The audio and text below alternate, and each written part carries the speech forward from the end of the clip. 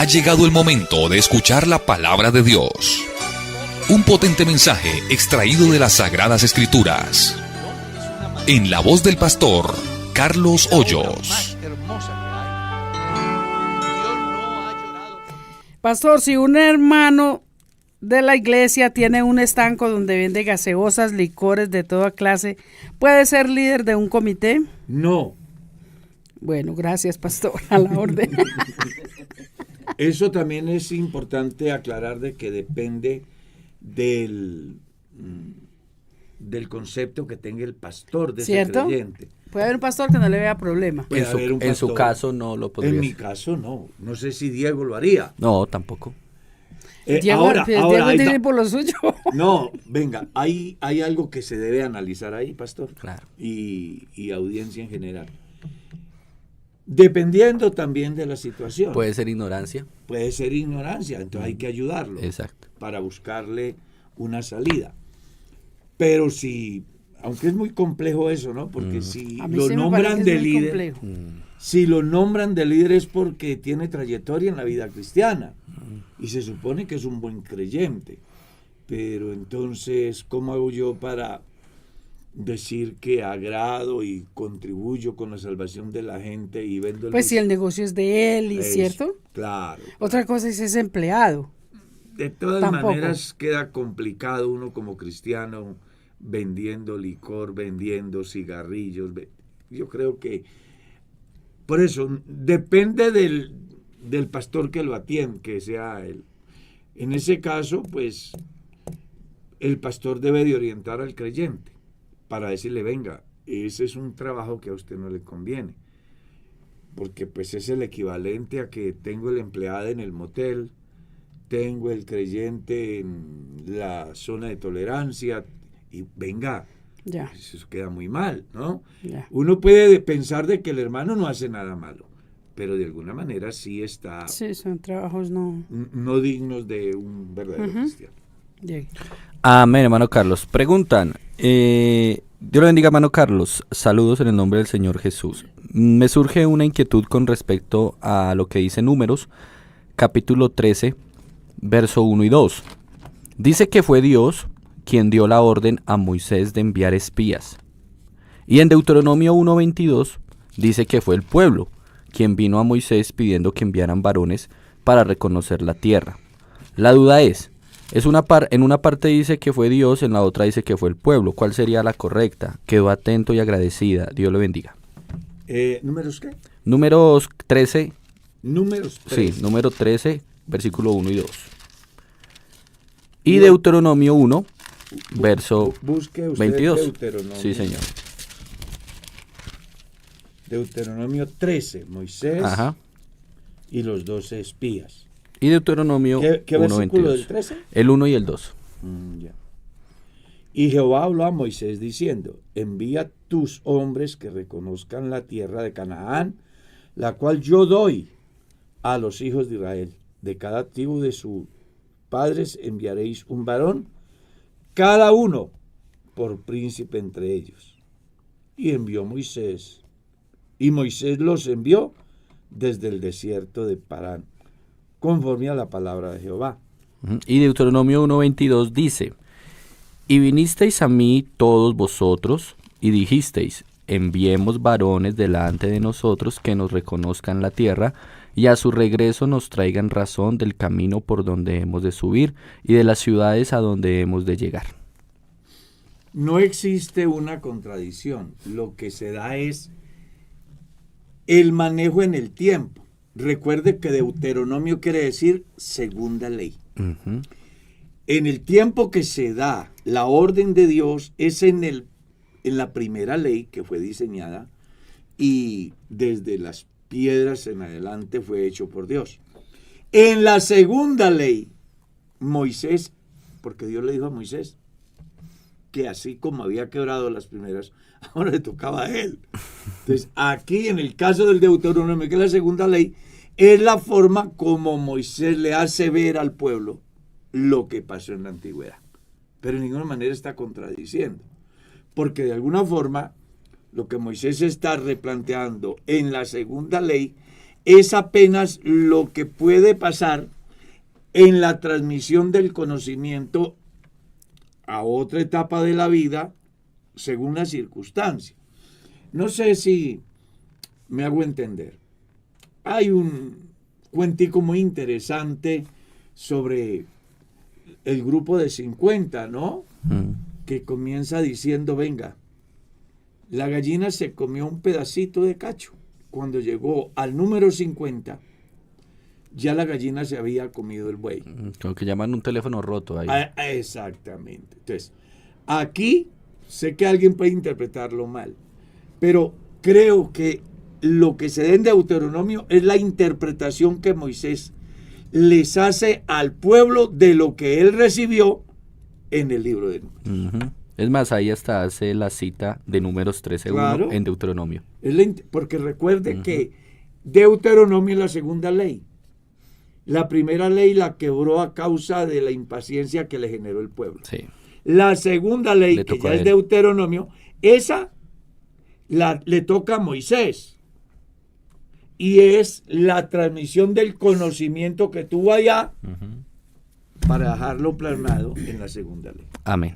Bueno, aquí hay una pregunta muy sencilla, pero qué bueno aclararle a la audiencia que hay personas que dicen, pero es que esas preguntitas que hacen, pero realmente hay gente que está iniciando la vida cristiana y, por ejemplo, aquí alguien pregunta, pastor, los hermanos que suben al altar y no oran, ¿eso sí se puede?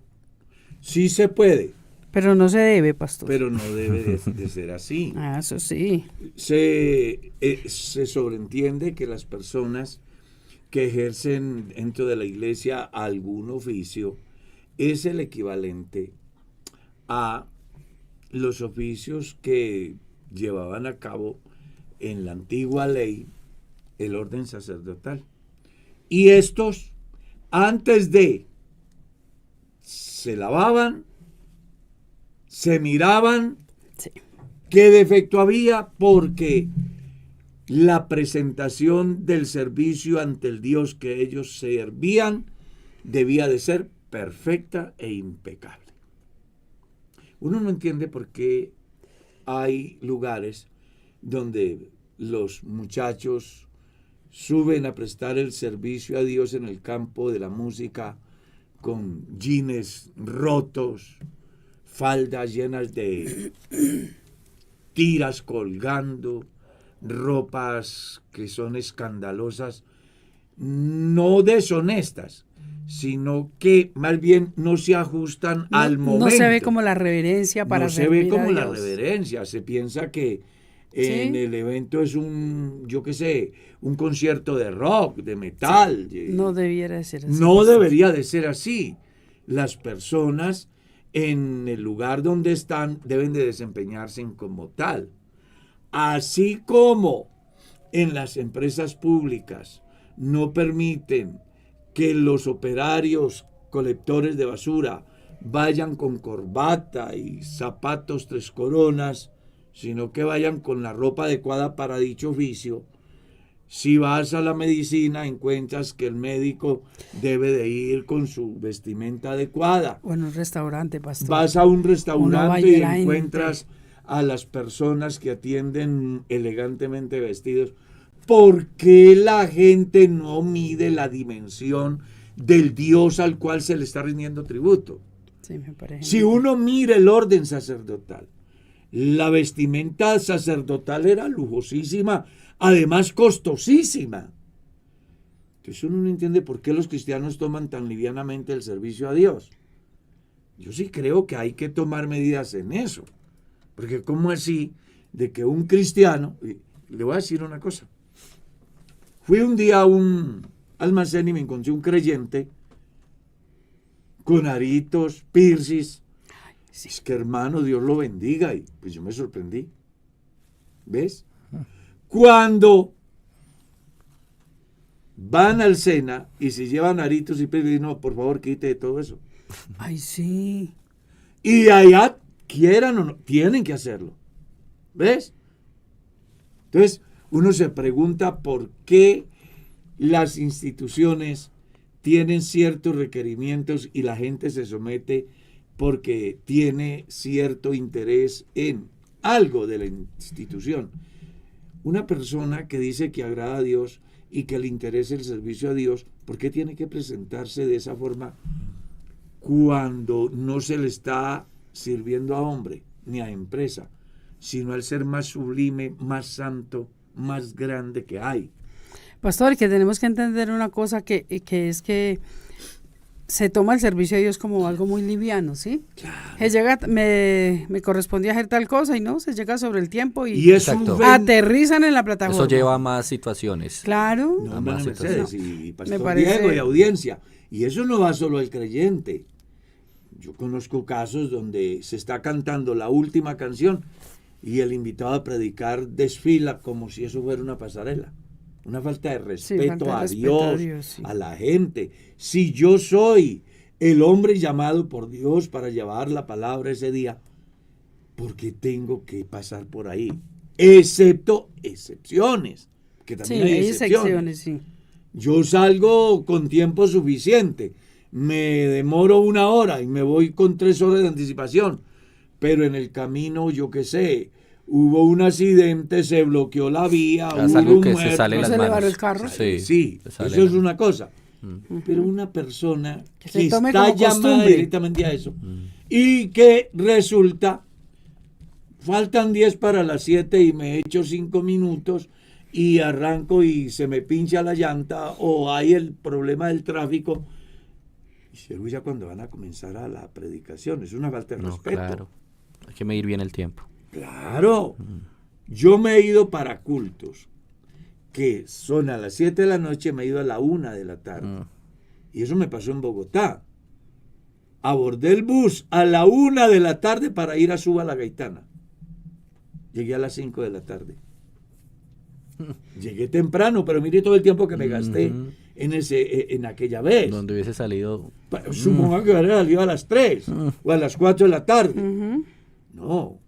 Si yo estoy llamado para ejercer un servicio dentro de la iglesia que es para Dios y que además beneficia a la gente, yo debo de ser esa persona que asumo tal responsabilidad con tan altura, el equivalente al Dios que se le sirve. Amén, amén. Amén, hermano Carlos. Acá hay una pregunta por YouTube, miremos a ver si logramos interpretarla. Dice así: Pastor Carlos, Dios lo bendiga. Una pregunta: ¿en la tribulación la gente que no se arrepintió tendrán cuerpos en el trono blanco?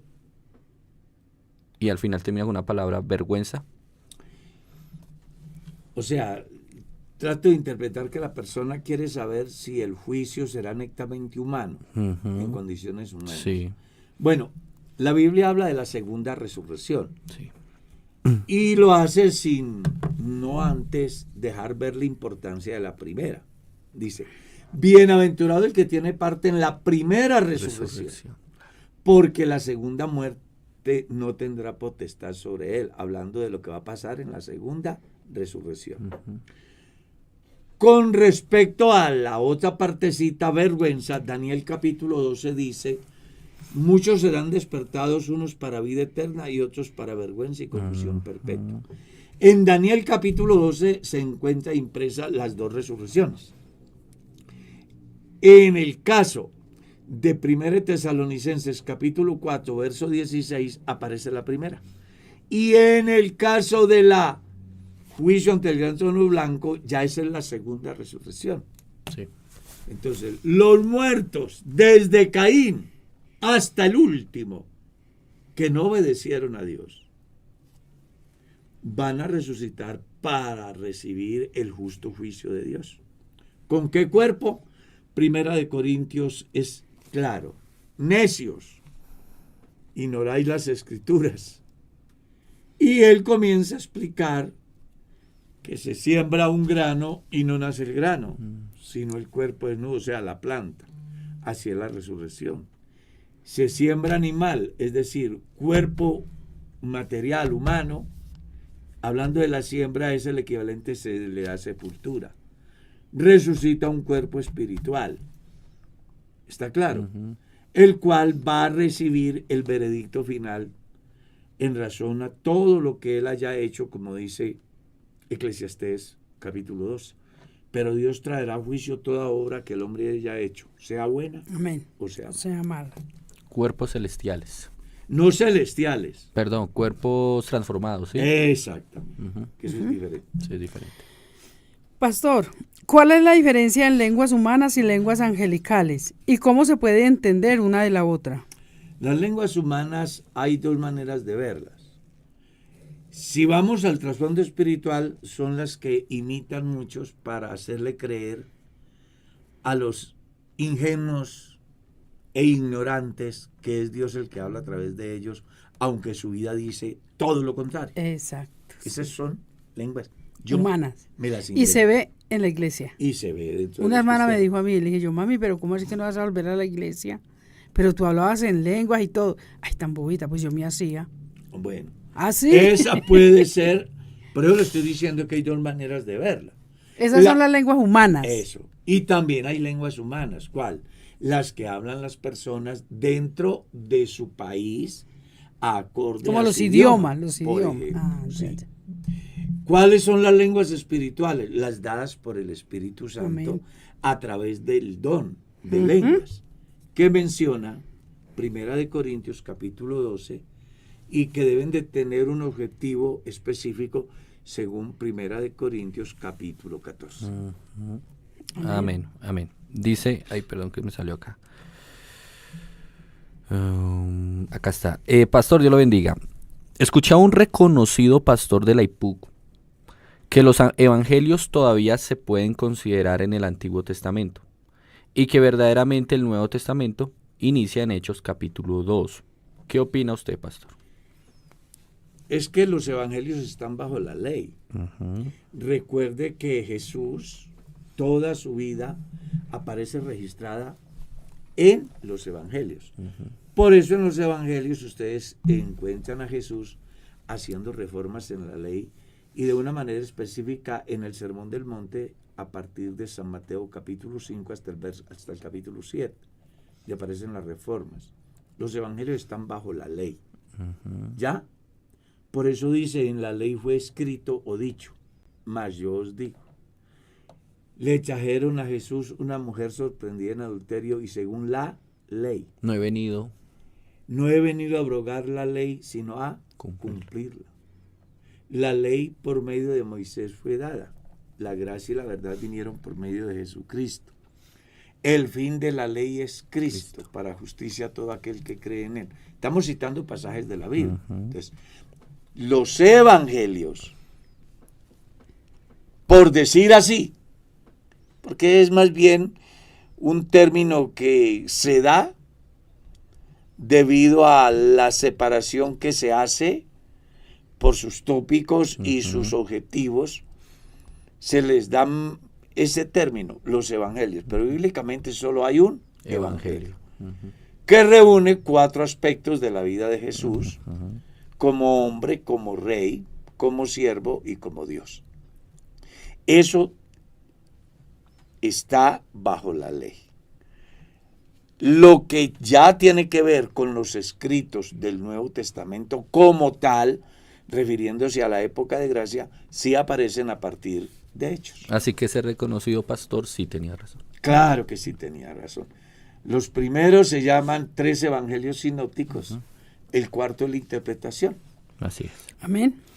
Pastor, en la primera resurrección van a resucitar los muertos en Cristo, la iglesia, los profetas. No, en la primera resurrección van a resucitar los muertos en Cristo. Entonces la pregunta es, ¿la iglesia, los profetas del Antiguo Testamento y los patriarcas cuándo van a resucitar? Le voy a leer lo que dice la Biblia. Lea Hebreos capítulo 11 y ahí usted encuentra la respuesta. Mire cómo dice el pasaje, capítulo 11. Amén. Puede leer inclusive los últimos 3 versículos, de los cuales el mundo no era digno, refiriéndose a los héroes de la fe del Antiguo Testamento. Errando por los desiertos, por los montes, por las cuevas y por las cavernas de la tierra. Y todos estos, refiriéndose a quién, a los santos del Antiguo Testamento. Y todos estos, aunque alcanzaron buen testimonio mediante la fe, no recibieron lo prometido. proveyendo Dios alguna cosa mejor para nosotros, para que no fuesen ellos perfeccionados aparte de nosotros. ¿Qué es lo que está diciendo el escritor? Que aquellos héroes de la fe que menciona el capítulo 11, que en primera instancia son 17 personajes y luego se hace infinito cuando dice, ¿y qué digo? De otros más.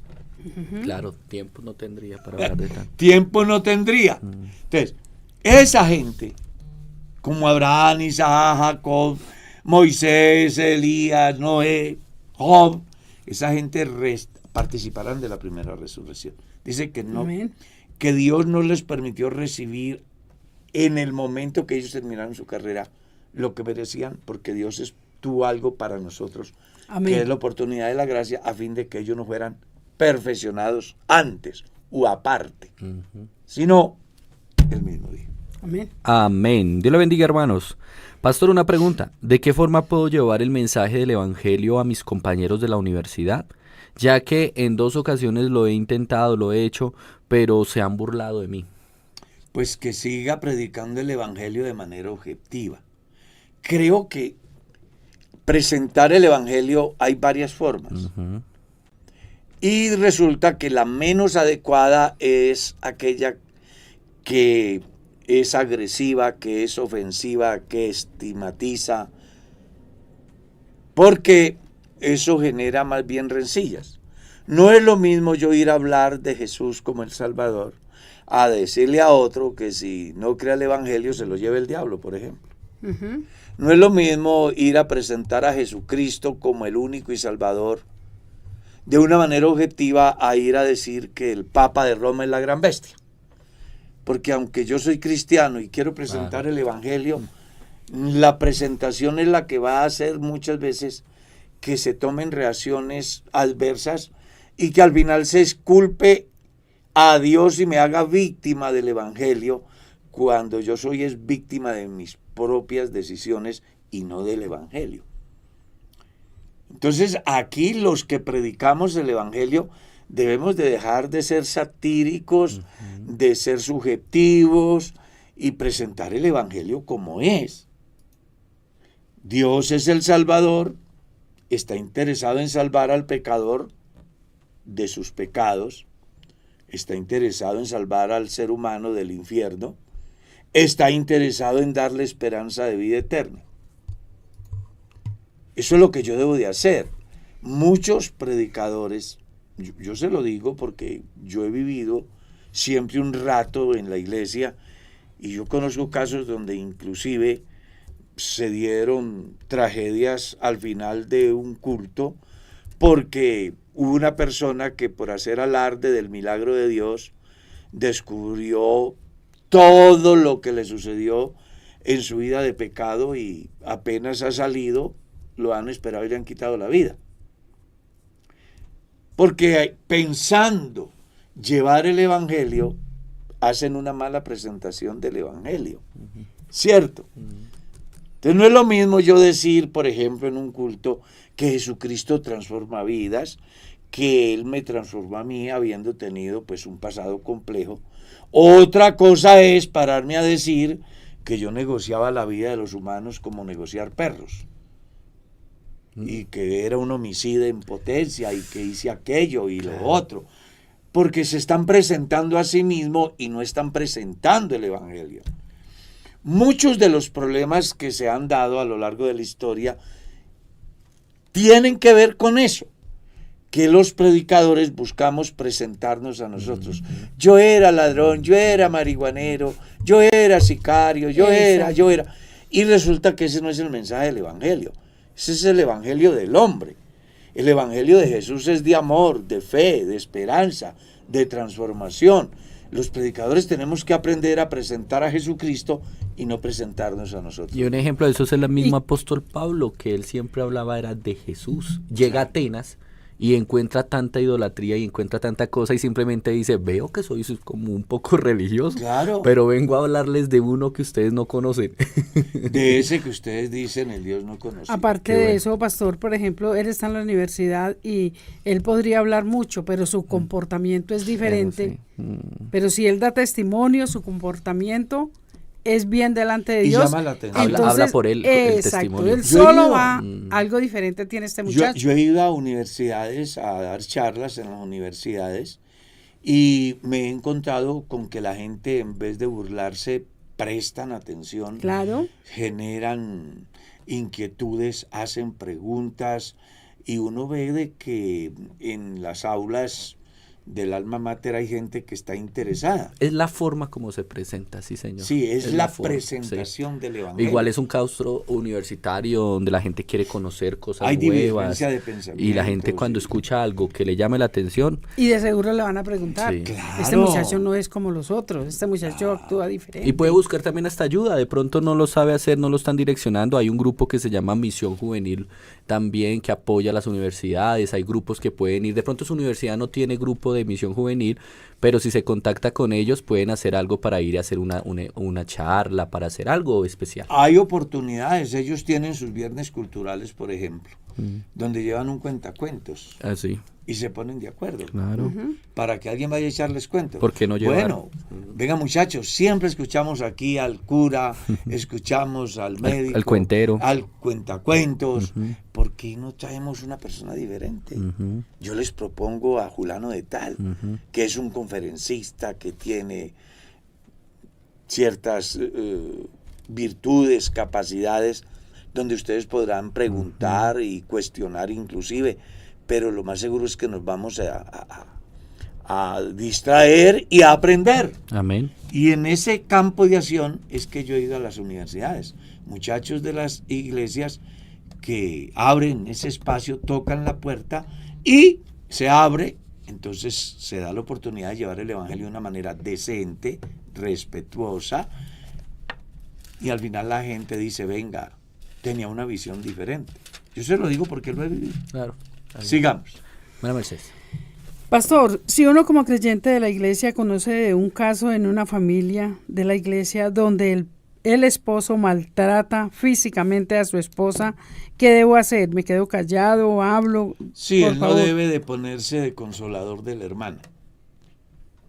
Por eso, pero hay pregunta como si le Claro, dice al sí. pastor o algo. Bueno, entonces, creo que el paso a seguir sería, si tiene la autoridad moral, espiritual y de conocimiento lo suficientemente adecuada como para llamar al agresor y sentarse y decirle, venga hermano, hay cosas que en la vida son muy importantes de su vida, pero hay otras que dejan mucho que desear.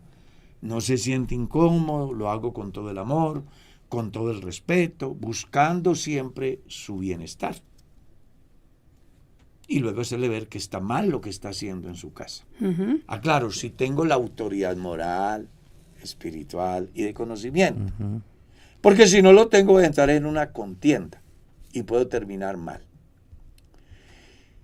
En caso de que carezca de esa capacidad, busco a mi pastor y le comento, vea mi pastor, yo fui o vivo o laboro en tal lugar y he visto ciertas anomalías, las cuales me parece importante que usted sea persona de ellas, porque se está dando este fenómeno y creo que vale la pena que usted, que es la persona puesta por Dios en autoridad, se acerque a ellos y los ayude. Amén. Yo quisiera, pero no estoy en condiciones de Exacto. hacerlo o no sé hacerlo. Amén. Amén.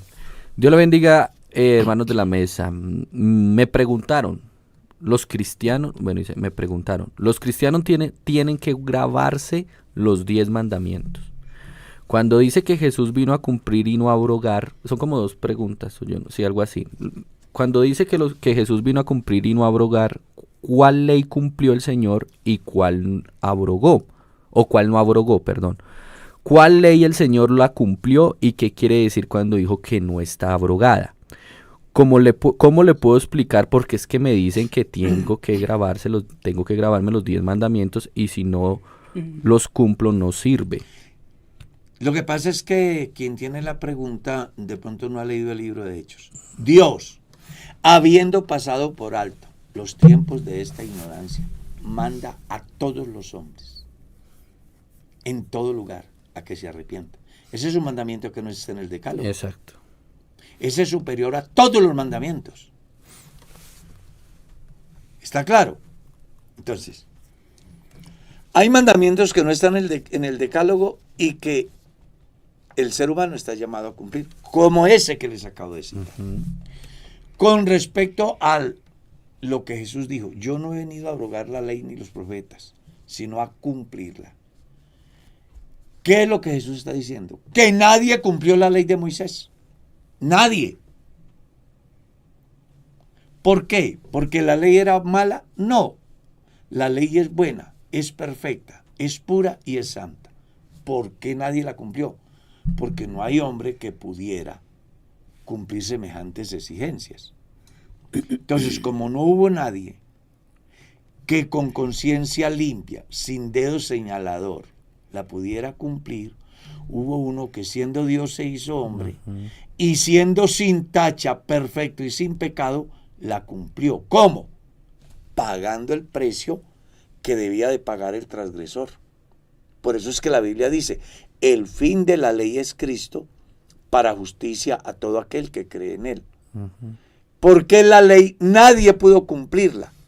El único que la cumplió con autoridad en todos los campos se llama Jesús. ¿Está claro?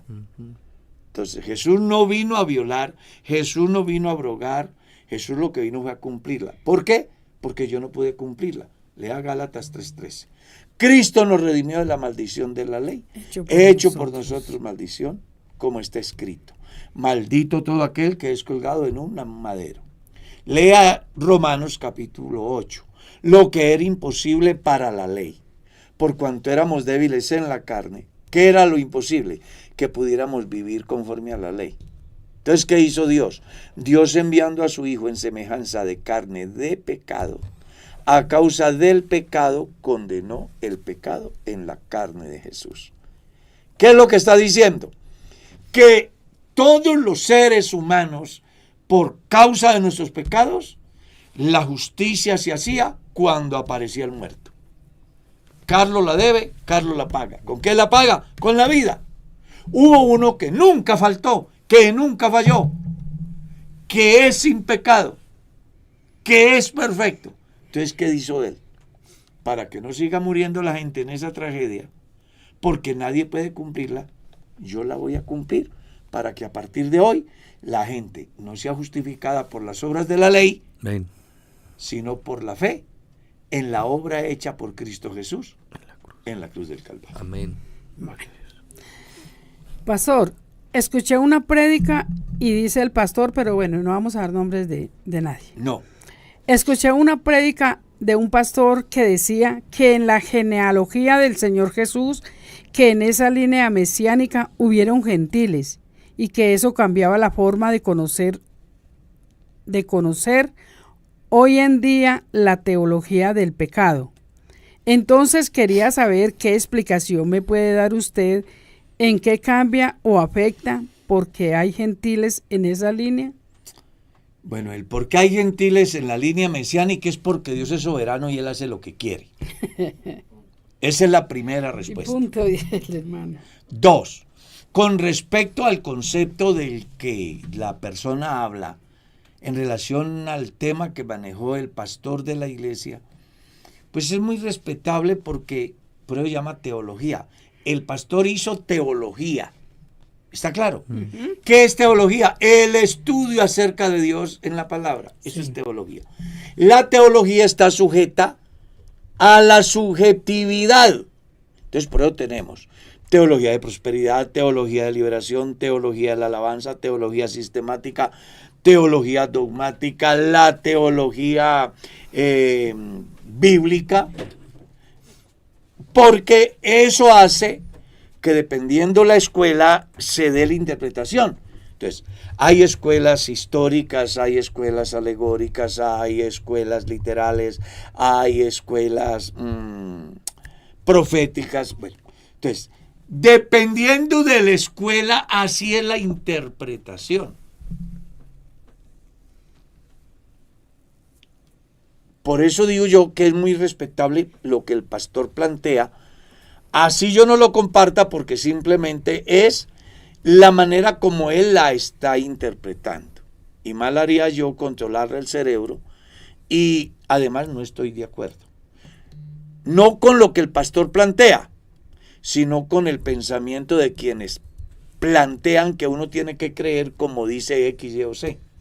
Porque eso va en contravía de lo que Jesús dijo en San Juan capítulo 8.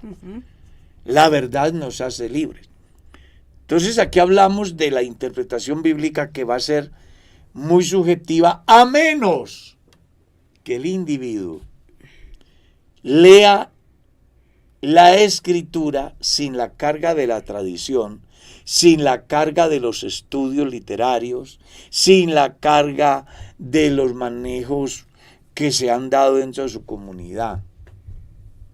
Gran parte de la problemática del llamado cristianismo hoy radica en eso, en que las personas estudian y quieren que la Biblia diga lo que ellos piensan, cuando el deber de cada lector de la Biblia es desarmarse de todo, desaprender todo, poner el disco duro en cero y ser humilde ante Dios para decirle, háblame a través de la palabra, a fin de que cuando lea la palabra no sea lo que yo pienso de la palabra, sino lo que Dios me quiere decir a mí a través de la palabra.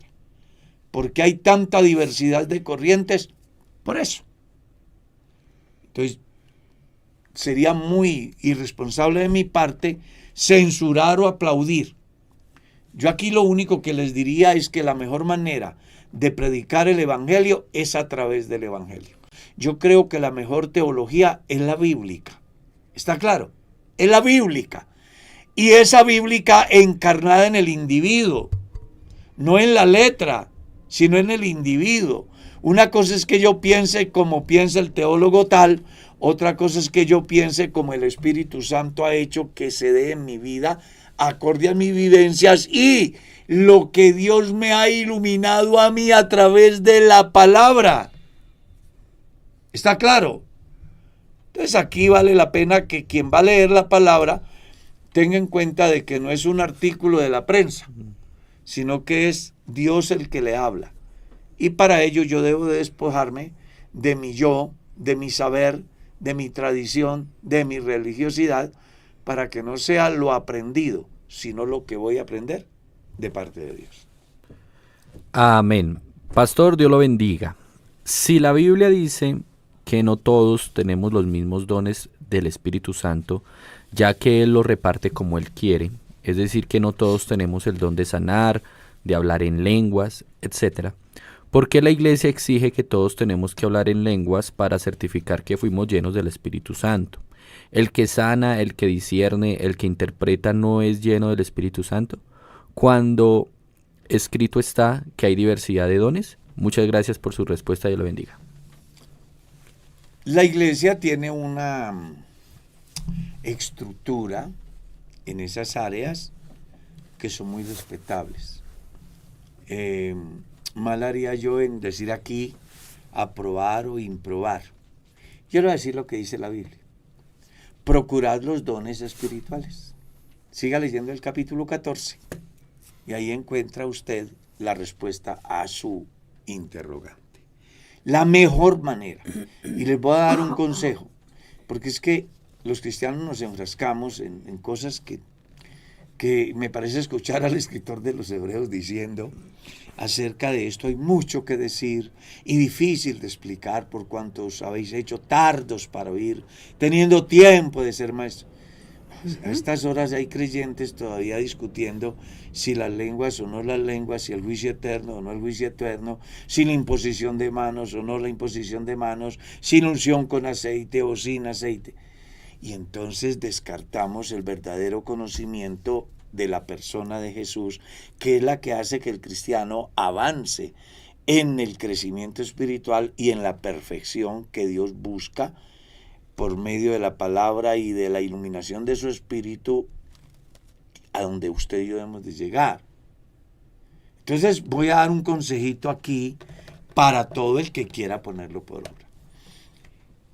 La obra del Espíritu Santo es un proceso. Amén. Tiene un comienzo y tiene un fin. Usted no lo entenderá leyendo Corintios 12 o Corintios 14.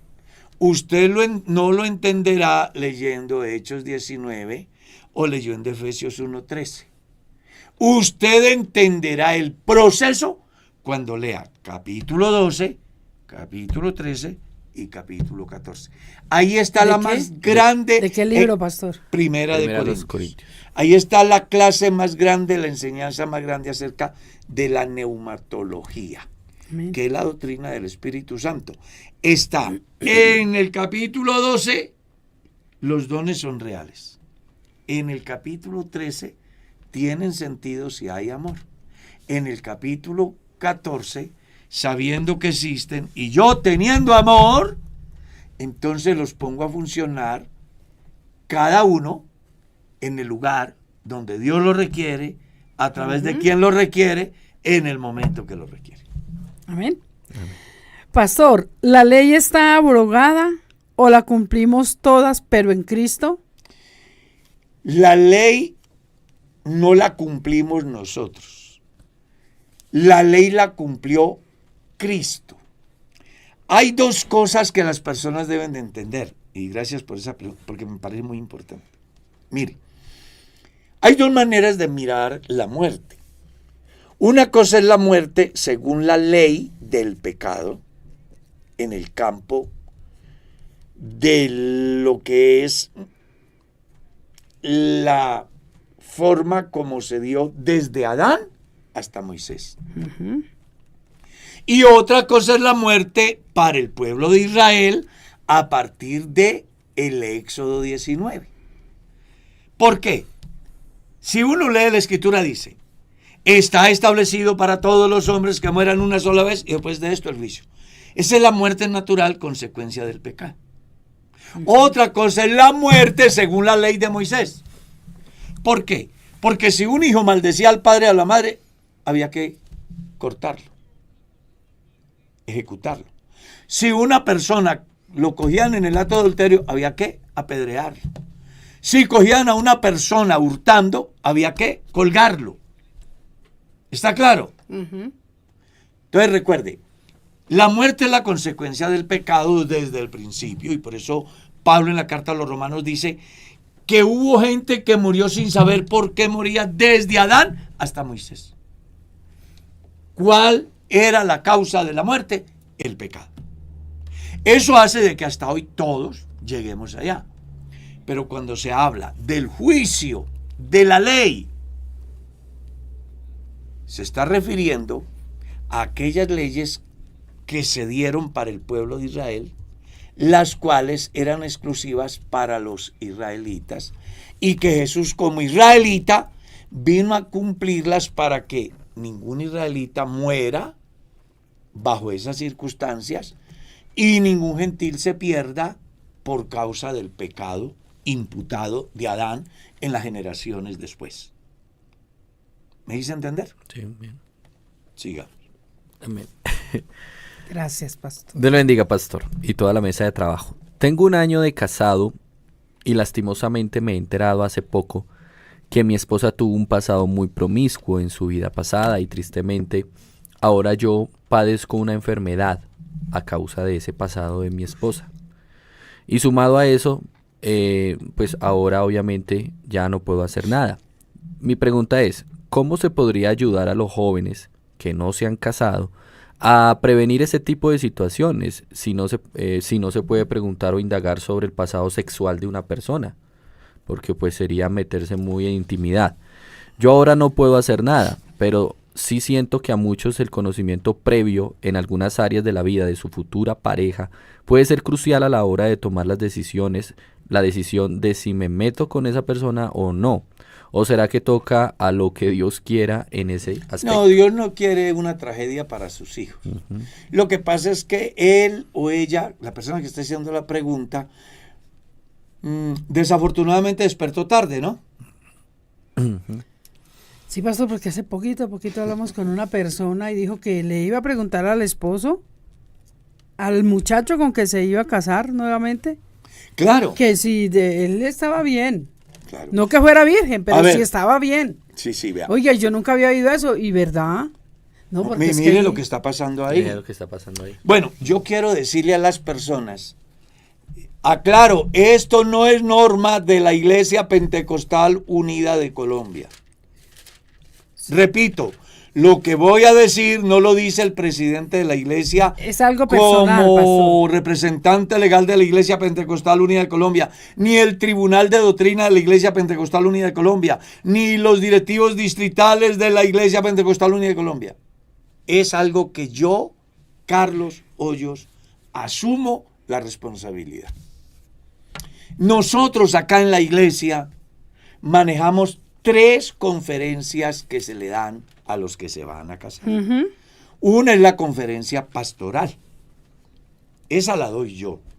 En esa conferencia hay una parte donde yo le digo a los que se van a casar, aprendan a ser sinceros, uh-huh, a decir las cosas para que no se casen engañados. Exacto. ¿Ah? Una cosa es que la persona se case consciente de sí. Venga, fulano, yo quiero decirle, estoy muy enamorado o muy enamorada, pero en mi pasado tuve otras relaciones. O padezco tal enfermedad. Claro, y de allí pues tengo una venerea, una sífilis, soy enfermo del VIH. Dígale la verdad, es que nosotros lo hemos vivido como pastores. En una iglesia donde yo era pastor había un muchacho que sufría del VIH. Y me estaba enamorando una niña de la iglesia, pero nunca le decía el problema que él tenía. Pues un día me tocó sentarlo y hablarle claro, porque más allá de que la gente piense que no tengo por qué intervenir en la vida privada de otro, a mí sí me importa de que los cristianos no terminen afectados por falta de conocimiento. Me tocó sentarme y hacerle ver a ambos el deber que tienen de ser sinceros, porque era una niña sana, criada en el Evangelio y enamorada de un tipo que viene con un recorrido y que ya tiene pues semejante tragedia, porque es una tragedia, una enfermedad de esas. Sí. Ahora, no se puede estigmatizar a la persona que tiene el problema, pero por lo menos que la persona sea sincero. Exacto. Y le diga, venga, vea, yo la amo, quiero casarme, tengo este problema, usted debe de analizar si le conviene o no. ¿Está claro? Yo atendí un caso muy importante una vez, donde la pareja se casa a las 10 de la mañana y a las 8 llega el novio a decirme, pastor, estoy muy preocupado. ¿Por qué está preocupado? No, es que, ¿cómo le parece? De que llevo tanto tiempo de relación con mi novia, nos casamos a las 10, pero yo no le he dicho que tengo un problema serio en el campo sexual, pues no puedo consumar mi matrimonio. Pues, ¿qué me tocó hacer?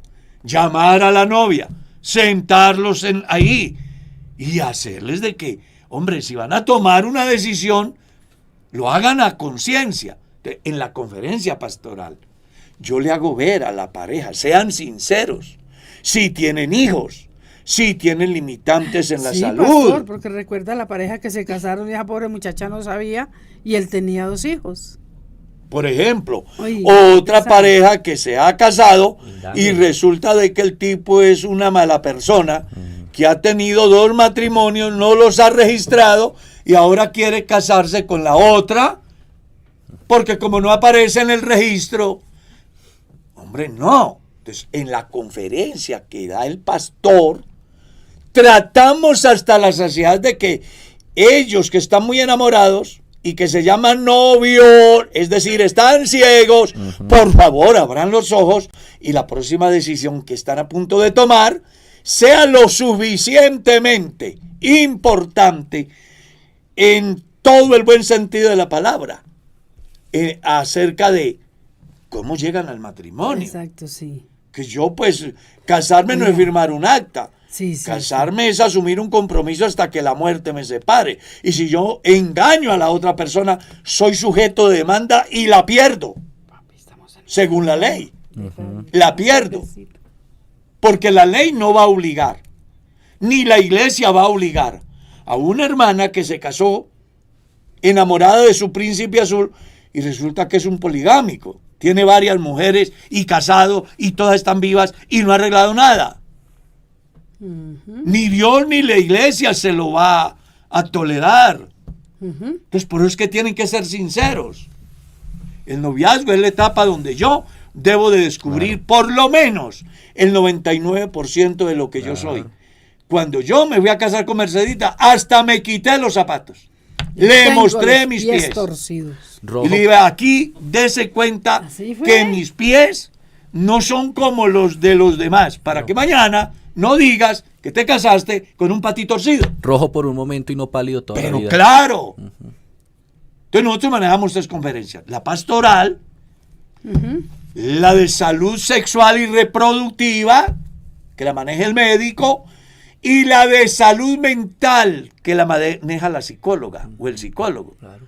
Porque queremos que quien llegue al matrimonio, hombre, no se las sepa todas, porque en esto nunca se sabrá todo, pero lleve por lo menos una idea de lo que es el matrimonio, qué cosas puede encontrar y pastor, qué posibles soluciones puede hallar.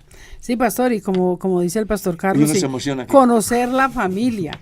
Porque nosotros tuvimos un caso, una niña sana de la iglesia se casó con un tipo que dijo pues ser muy consagrado, pero cuando ella tuvo su primer bebé, ahí mismo se dio cuenta que él tenía dos hijos y en dos mujeres diferentes. Ay, no. Esa niña ya la familia no la quería porque no estaban de acuerdo. Entonces ella estaba Le hicieron ver a ella que no estaban de acuerdo con su matrimonio. Exacto. Pero no gente, porque supieran, sino porque no les parecía al muchacho. Es que uno desde el desayuno ¿sabe qué va a hacer el almuerzo? Yo le dije a alguien, venga, no se meta por ahí, que si esa persona no respetó al pastor, tampoco la va a respetar a usted. Sí. Eso es así. Y así fue. Así es. Eso es así. Mercedes. Sigamos. Me toca a mí, tengo tantos que no sé. Pastor, ¿qué se sabe de los hijos de Abraham? ¿Abraham con Cetura? Bueno, pues si usted lee la Biblia... De la persona que sí. No. Por eso. Si usted lee el pasaje, va a encontrar qué pasó con ellos, quiénes son y dónde se ubicaron. Lo que es claro es que en ese caso son dos familias del mismo padre. Recuerden que para ese tiempo era permitido porque no había ley. Pero Abraham, teniendo en cuenta el llamado de Dios, les dio sus dones a aquellos y los despidió. Eso es lo que dice la Biblia. Pero se dedicó a la familia de una manera especial a Isaac, en quien le había sido hecho la promesa. Eso es lo que dice la Biblia. Amén. Hermano Carlos, en los tiempos de Jesús, que estuvo aquí en la tierra, ¿existían más personas con el nombre Jesús? Sí, claro. ¿Era un nombre común? Sí, claro. Claro que sí. Incluso el sucesor de Moisés, que se llama Josué, su nombre era Jesús. Y hay otros muchos en la Biblia que, aunque se pronuncian diferente, querían decir exactamente eso. Pastor, la última. Si un hermano de la iglesia, un creyente, el pastor de la iglesia le hace serias recomendaciones y el hermano le dice a varios hermanos que él no va a cumplir mandamientos de hombres, ¿si es digno de servir? No, porque si él no se sujeta a la autoridad, ¿Es bíblico que un cristiano se sujete a la autoridad? Que lea la carta a Que los eso es lo que hebreos. me preguntaron. Sujetaos a vuestros pastores porque ellos velan por vuestras almas como quienes han de dar cuenta. El deber del cristiano es sujetarse a su pastor. Si el pastor le hace un llamado de atención a un creyente, Sí. donde le hace determinadas recomendaciones que estoy seguro siempre será buscando el bien. El bien de él. Claro, o de la comunidad. Pero él estaba dañando a los otros diciendo, pero ¿por qué lo que el pastor diga? Esos son puros mandamientos de hombre. No. Pero quería servir en el altar. Claro. Una persona de esa no puede ser No es digno miembro de- activo sí. de la iglesia en el campo del servicio, en determinadas en campos de la administración de la iglesia, porque genera controversia, daña la comunión.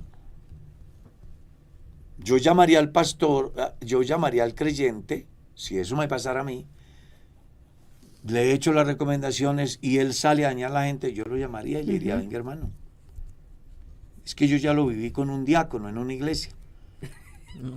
¿Dónde me Y tocó le dio una sentarlo? pena decirle. Y decirle, venga hermano, hay un orden, hay una autoridad, lo que se está haciendo aquí es por el bien de la iglesia, Amén, amén. no se busca ningún beneficio personal. Yo no puedo creer, Pastor Diego, y audiencia en general, yo no puedo creer, me resisto a creer que un pastor haga algo a conciencia pensando hacerle daño a otro. Yo no puedo creer eso. Puede ser que haya. Yo acepto que me equivoco.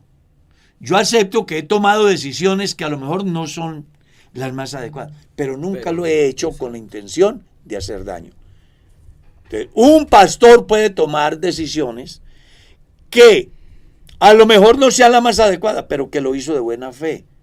El creyente debe de analizar lo suficiente, tener la madurez suficiente para decir, venga, es mi pastor, él me lo ha dicho, más allá de que yo no esté de acuerdo, lo voy a hacer. Aclaro, si la exigencia que hace el pastor es acorde a los principios de nuestra fe, porque también conocí a un mal pastor que inducía a los que tenían bienes para que los vendieran bajo la premisa de que ya el Señor venía No. buscando que le dieran los diezmos. Entonces, ya ese es un lobo vestido de oveja que utilizando su autoridad pues explotaba a los hermanos. Desafortunadamente se murió sin Cristo, sin hogar, solo, porque cuando uno hace las cosas Sí. mal, termina mal. Pero en el general, sé que los pastores son hombres a quienes Dios llama y les ha dado unas virtudes que no son normales en los demás y que además siempre tratamos de hacerlo mejor buscando el bien común, no el bien personal. Lamento decirle que el tiempo se fue.